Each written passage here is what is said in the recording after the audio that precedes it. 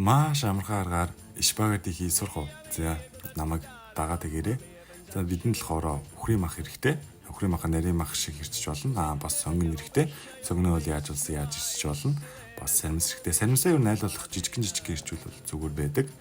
За спагеттийн гомн болохоор 9 минут орчим бол бослох нь. Гомг бол хүйтэн усанд сойх бол шаардлагагүй. Авглаад бол тавьчих нь. За хариулын тавга халаасныхаа дараа тоос хийгээд тосоо нэлээд хасныхаа дараа сонгон болон сармисаа бол хийгээд баг цагийн шаардлагал нь бол хуурчгана.